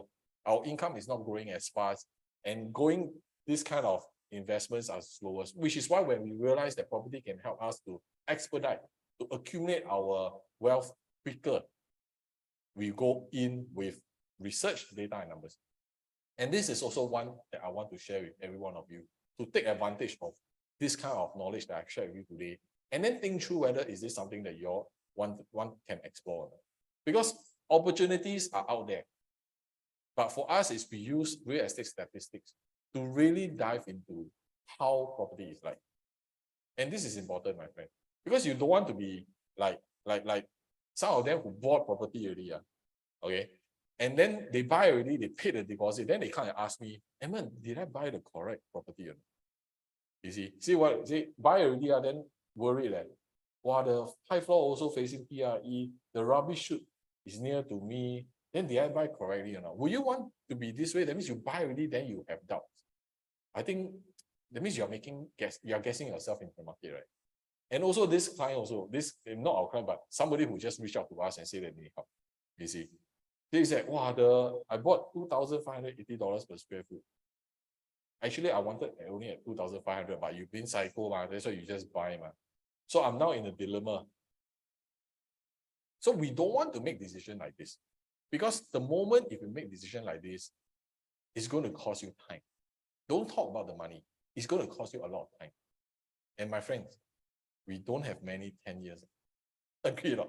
How many 10 years can we make mistake again? How many 10 years can we wait? We cannot. So that's why it's very important to really go into property market with your eyes wide open. And the only thing that we can make a better informed decision is to have something more concrete like data research and data analysis. How many of you can see that why whatever I share with you is very important? Is it important? Very important, right? Because what will continue, even if today you don't want to do anything, right? Property prices will continue to rise, no matter what, whether you like it or you don't like it. And if you don't want to do anything, your property value likely will decay because of the lease situation.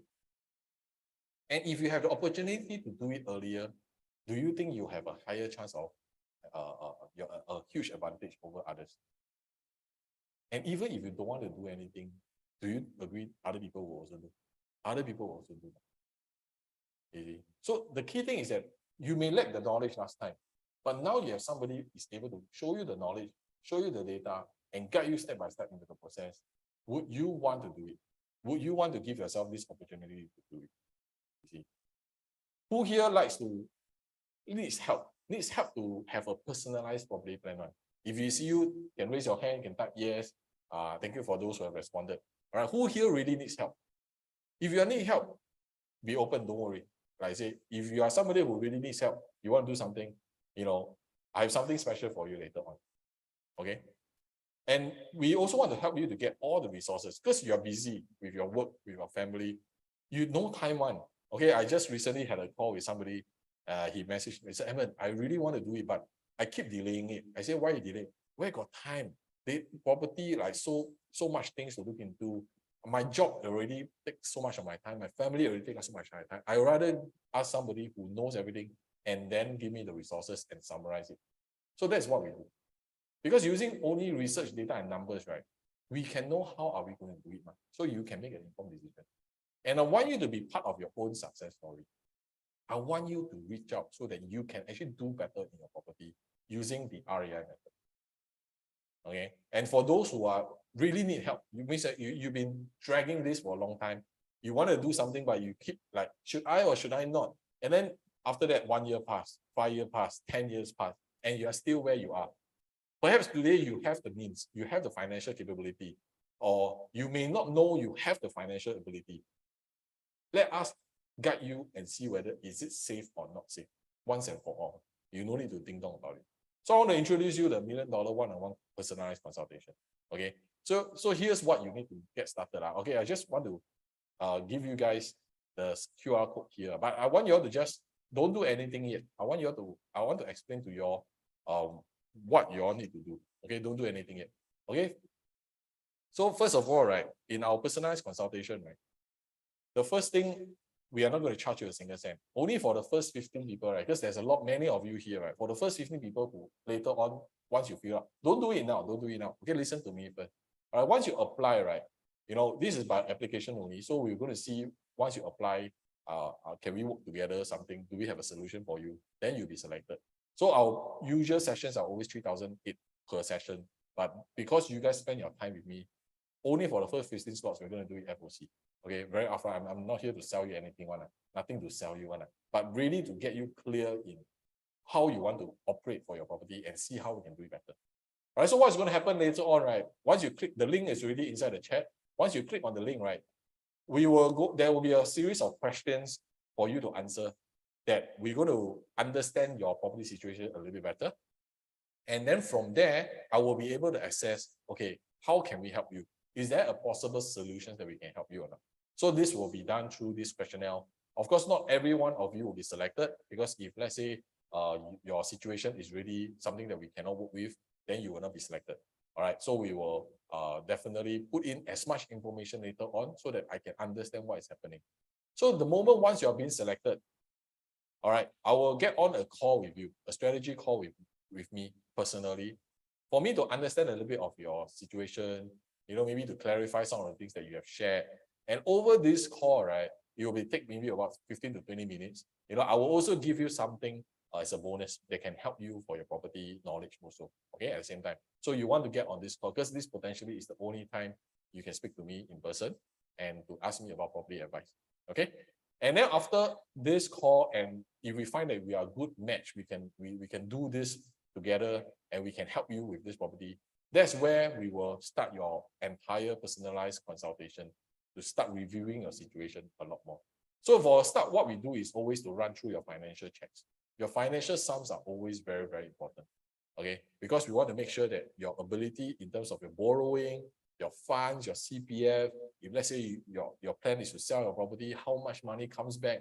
Do you have enough for the next property? We need to make sure all these things are in line, done it properly. If not, you're going to risk yourself going into the marketplace. Like for Susanna, same thing. She wanted to get her property, but she's very lost. Like, wow, I don't know, what should I do? Should I buy this property? Should I buy that property? You see? So we actually covered a lot of grounds from them, and they realized that actually they shouldn't even look at their property plans in a longer term. That's why now they switched to a shorter term perspective, which means we're talking about 3 to 6 years horizon instead of the previous 15 years that they wanted to. And after understanding the mechanics of the market future outlook, they become more confident and secure, because this is a big purchase, you see. So this is what we want to help. Maybe now you have some plans. Well, maybe Emma, I want to do this, I want to do that. But is that the best that you can do? Are there issues? Are there things that you may not have considered before?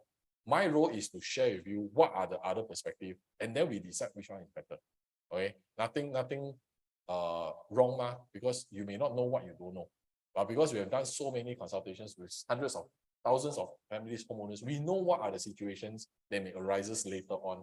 And my role is to help you plan forward. Okay, always to help you plan forward.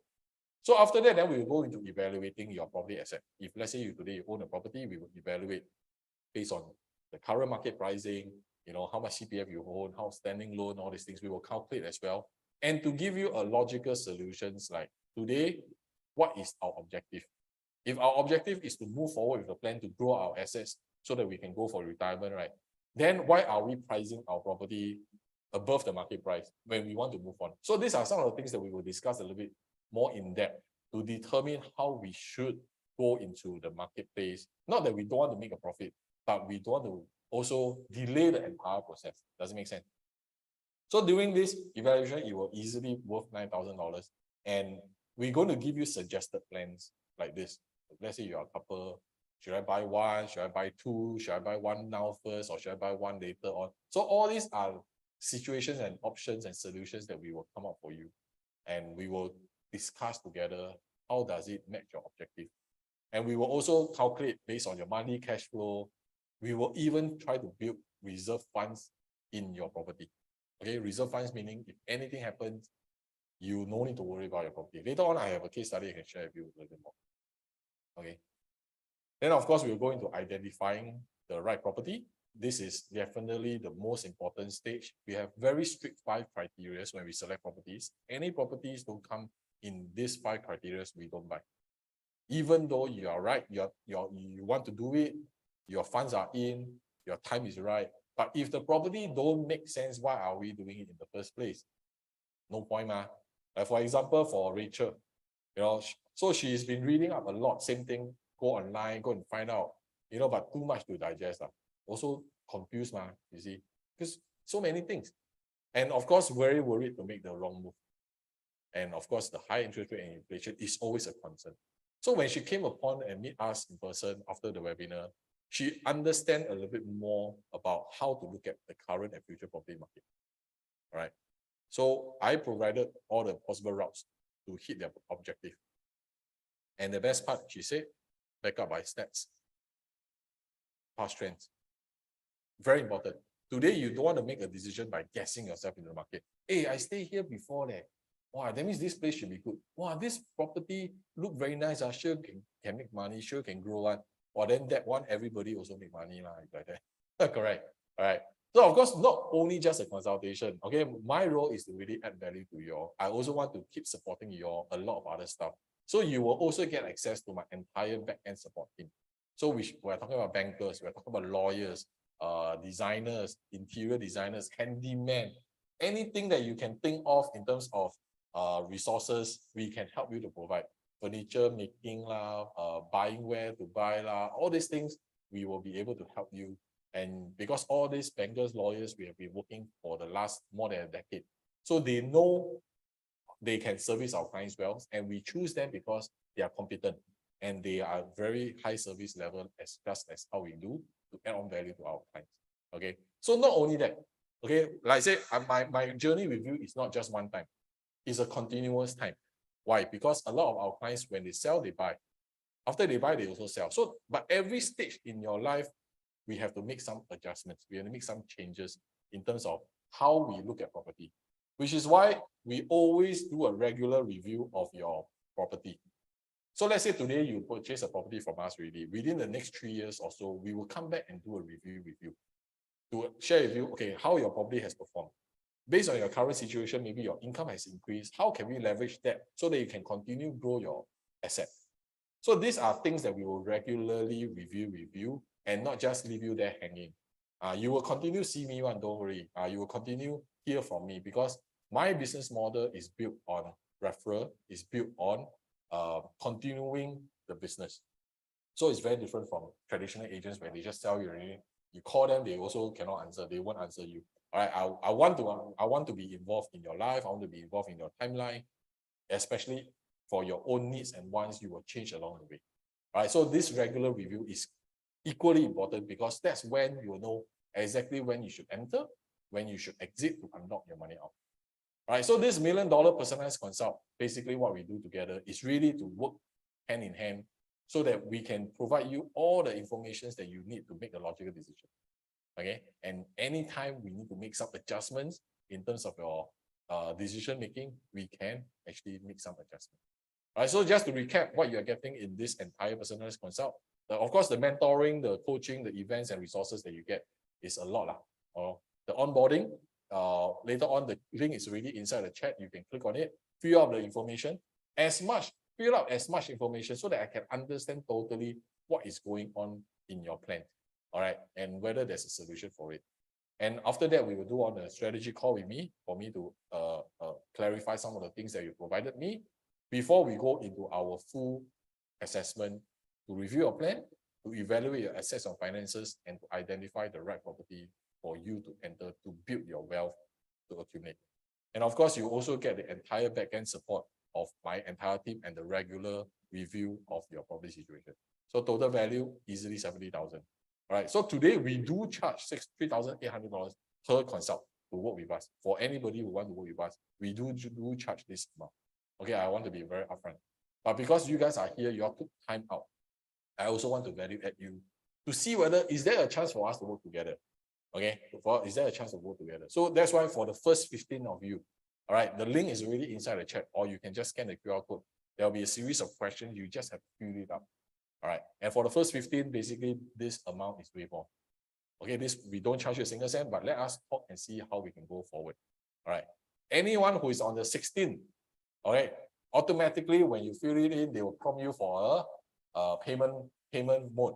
Okay, but let's say some of us maybe is you want to ask your friends or your relatives to also sign this in, likelihood they will be charged with this amount. But like I say, that's why you want to work fast. Okay, the first 15 will get this complimentary from us because we also took a lot of time and effort to discuss with you. I like to give attention to all my clients. It's not just a brush off. We will spend hours, okay, easily more than 10 hours in our consultation so that we can understand your situation better. We can work with you and see how we can help you to hit your objective. And this is very, very important. Okay, very crucial. All right, so I want to give you guys, just share with you a little bit of a story about this couple. So they are a family of 4, right? They are already in their late 40s and they've been staying in the 15 years HDB for the longest time. They are actually working professionals. They think that they know that they can upgrade, but they just don't have the time to do it. So after that, after they reach out to us, we really spend hours and hours to plan out their finances, their directions, what kind of properties, asset they want to build it for their retirement. Let us hear from them their real story. Okay, let's hear live from them. Can you believe it? This Singaporean couple has cracked the code on how to collect multiple streams of rental income. We start exploring what else can we do, and it seems like moving to private will give us the option and freedom to do something about our finances. Yeah. I think since we start our family, like 15 years already. 15 years, yeah. Wow. So yeah. only 15 years later, now you kind of have a change in terms of your thinking. Yeah. To move to a private property. Yes. Because before that, we just totally have no idea what's going on. We just happily, say HDB, enjoy our home. Yes. Like a lot of, everybody, we just enjoy, thinking like, we can pay for it. There's no CPF, there's money, can handle 10 years of installment, so it's fine. Is it enough money to buy, or is it right move to buy? All kind of questions is all coming up. I asked Jane, shall we go and do it? Then she like, really? Got money? Got enough? Like, a bit concerned. Yeah. We don't know a lot of things. Plus now the regulation, and also the very important is numbers. Like how we can do it. Like some people say can, some say cannot, but we're afraid. Private. No idea as well. Yeah, private will be. We have family now. We have two young kids, and they're not ready to feed themselves. So numbers is important, but we have no idea to where to start. Yeah. That's the biggest challenge. Yeah, so for them, they really went through this entire journey with us, and now they are proud owners of 2 properties, and one of them is of course for their own stay, and the other one is for passive income. They were renting it out. So now we are progressing to see how we can unlock both properties value to continue to do it again. All right, so the one thing important is when we build this, because they are both in their late 40s, one of the key things that they are also very concerned about is, Edmund, I own 2 properties. Then later, if anything happens, I cannot pay my property. How? See, so that is why the key thing is we always want to build reserve funds. And we built for them 8 years. Meaning for the next 8 years, even if they don't want to work, the property is being paid for the next 8 years. So that's why we always want to make it very safe in terms of property structuring, and which is why we have a risk analysis management system to help you ensure that today, are you overpaying for a property? Are you over leveraging in terms of your borrowing? Is it too high of a monthly mortgage that you need to pay? And what if you cannot rent out this property? Then what will happen?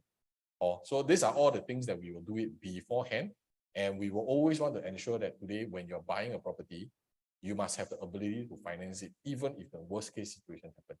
So that's why I share with you, I'm very more kiasu kiasi one.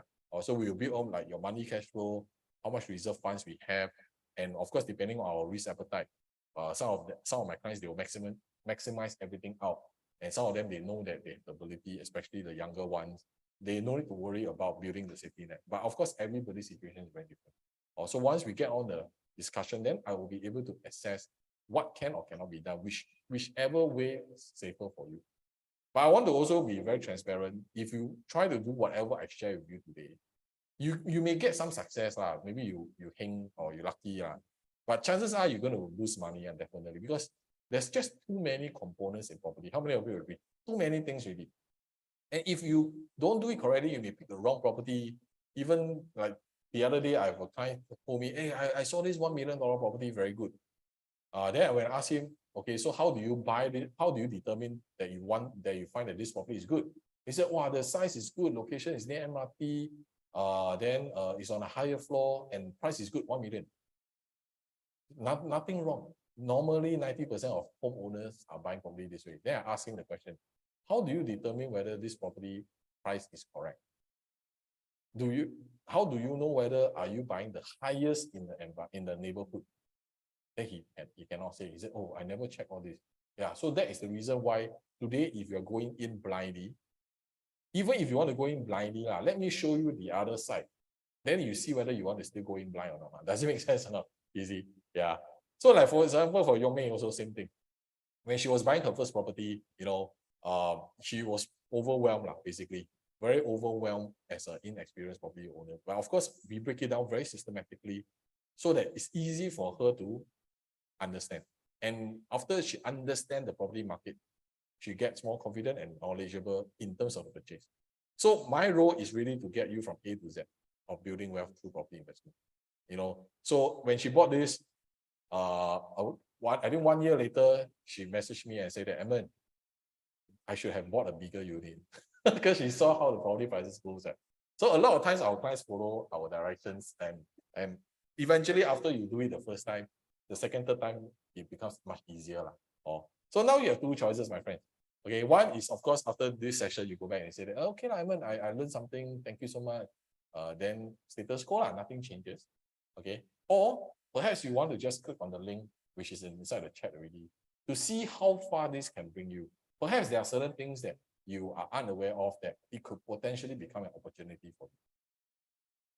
Because this is what you lack. You don't have the knowledge, you don't have the data, doesn't matter. Now somebody is here to guide you step by step. So the question is, are you open to take action when there's no cost involved? Okay. When there's no cost involved, what is your risk? Your risk is practically zero. Okay, it's actually my time, my effort, my research team that we need to actually put in more investment. So you have no risk. The question is, will you take that chance to see and explore where this possibly can go? Because if maybe you say, oh, Edmund, if I meet you later, you ask me to sell my property. I say, I'm not even asking you to sell. If it's not worth to sell, why do you want to do it? If it's not worth for you to even upgrade, it's too risky, don't do it. I will tell you, don't do it because I don't want more problem for myself also. You see, so we can only help those who want to be helped based on your situation. Then we will assess your situation and see, does this make sense? Okay. So for the last time, if you have not scanned the QR code, all right, the link is already inside the chat. You can just fill out this simple question now, and then after that, we will actually get in touch with you through the call, and I will go through a call with you to understand a bit more of your situation.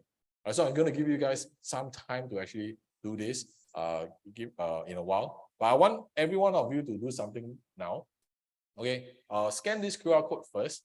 Okay, scan this QR code because I want you all to scan already, type in the word bonus, so that I will send you a strategy that can help you save money while your interest rate is high at the moment. Okay, so I want you to scan this QR code and then you type in the word bonus. Type in the word bonus so that I know that you're actually requiring this bonus from us. Okay, and I give you 10 seconds. 9, 8, 7, 6, 5, 4, 3, 2, 1. Okay, great. All right, the second thing, I really need every one of you to help. If you want to continue, if you find that whatever learnings is great here, and you want to continue to learn about property, to get the latest insights and strategies, I want you to subscribe to our YouTube channel so that it's easy for you to get all these updates. Okay, and I regularly release out content every other week to keep up with the property market. So inside you have a lot of information, a lot of learnings that you can get from. Okay, you can get from here to keep yourself knowledgeable also in the property market. All right, so I'll give you another 10 seconds. 10, 9, 8, 7, 6, 5, 4, 3, 2, 1. Okay, great. Cool. All right, so for those of you who have not yet to, let me see. Yeah, if I saw some of you already apply, but nevertheless, if you have not, oops, give me a second. Let me just share stop screen first. Give me a second. All right, cool. So now, if the link is already inside the chat group, so if you have not actually put it in, now is your best time. If you have any questions, now is also the best time for you to actually check with me. Yeah. All right. I'm glad that all of you actually stayed throughout, and I'm sure that you guys have already learned quite a fair bit of things here as well. Cool. Great, great.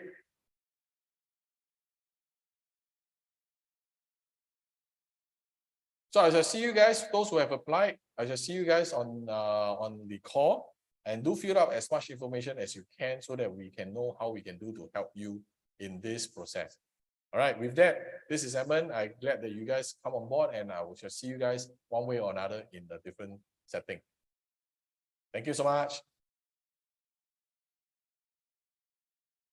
I've known Edmund for several years now, and I always appreciate his visits and updating me about what's happening in the market. You know, he helped me with my second unit, which I bought for investment.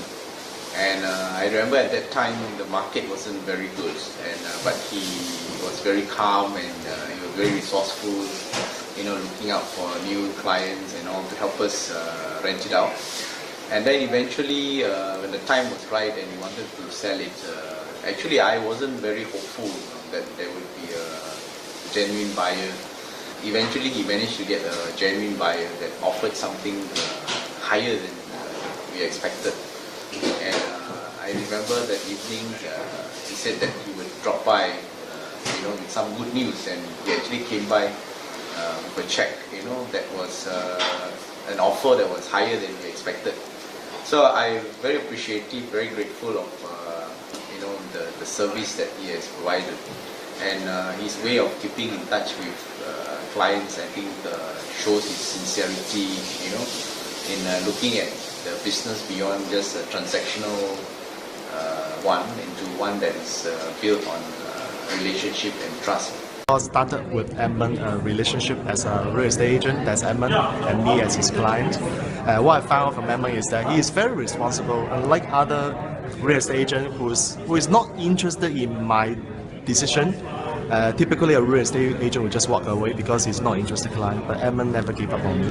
Because I actually had a few occasions where I disappointed him, and guess what? He still come back to me and still keep asking me whether I'm interested in other offers. So thank you for Edmund that never give up on me as a client.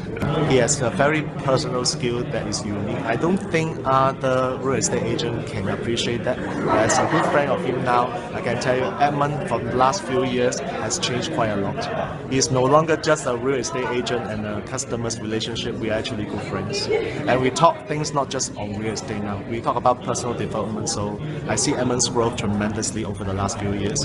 So I would like you to consider Edmund. No, actually I was very skeptical. I was like very afraid to make the next step, and I felt that I'm so comfortable in my own zone that I do not want to take any risk.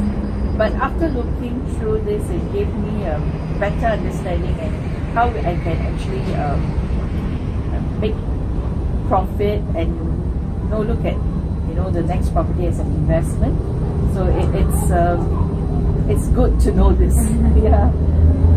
Yeah, I should also say that you didn't just give us like one option and then say, oh, this is the best option, take it, that kind of thing. But you gave us a few options, and like from there we are able to see, this fruit is what we want. Yeah, I mean, so that was good. Yeah, you didn't force us into just one scenario. So you let us look through and analyze everything, which was a very good way of doing your service to us. So it's very good. She's really knowledgeable about the whole areas where she specializes in, which I mean it is in the central area. I mean it's quite a broad spectrum, and so she was able to help us in actually listing and keeping track of each and every one of the units. She keeps track at each and every of the units at any point in time. Yeah, she can tell you when was the last transactor in the area. She actually, I think, she collates her own documentation to collate a specific list. So these things are not just like off the top of her head or from past experience, but they are really, really contemporaneous and relevant knowledge at hand. We start exploring what else can we do, and it seems like moving to private will give us the option and freedom to do something about our finances. Yeah. I think since we start our family, like 15 years already. 15 years, yeah. Wow. So only 15 years later, now you kind of have a change in terms of your thinking. Yeah. To move to a private property. Yes. Because before that, we just totally have no idea what's going on. We just happily, saying HDB, enjoy our home. Yes. Like a lot of, everybody we just enjoy. Thinking like, we can pay for it. There's no CPF. There's money. Can handle 10 years of installment, so it's fine. Is it enough money to buy, or is it the right move to buy? All kind of questions is all coming up. I asked Jane, shall we go and do it? Then she like, really? Got money? Got enough? A bit concerned. Yeah. We don't know a lot of things. Plus now the regulation, and also the very important is numbers. Like how we can do it. Like some people say can, with something they cannot, but we're afraid. Private. No idea as well. Yeah, private will be. We have family now. We have two young kids. They're not ready to feed themselves. So numbers is important, but we have no idea to how to start. Yeah. That's the biggest challenge.